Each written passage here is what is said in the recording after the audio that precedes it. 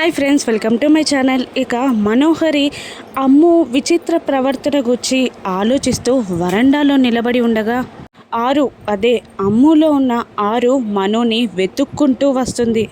అమ్ము వచ్చి మను వెనకాల నిలబడుతుంది. ఇక కోపంగా చూస్తూ ఉంటుంది మనుని అమ్ము. ఇక సడన్గా అమ్ము అలా మారిపోవడం గురించి ఆలోచిస్తున్న మను వెనక్కి తిరిగి చూసేసరికి అమ్ము ఉండేసరికి భయపడుతుంది. ఇక కాస్త ధైర్యం చేసి, ఏమైంది అమ్ము, ప్రొద్దున్నుంచి చాలా విచిత్రంగా ఉన్నావు, అదోలా ఉన్నావెందుకు అని మను అడుగుతూ ఉండగా ఇక మనుని అమ్ము తోసేస్తుంది. మను వెళ్ళి స్తంభం పైన పడుతుంది.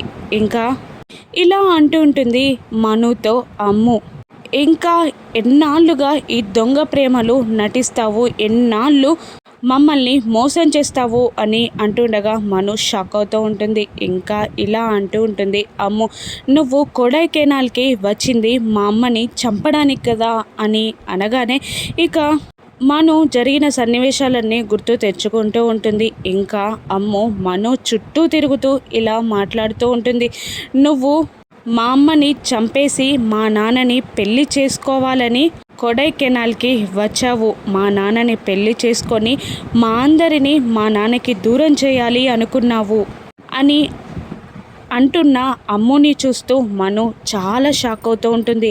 ఇంకా అమ్ము ఇలా వార్నింగ్ ఇస్తూ ఉంటుంది మనుకి.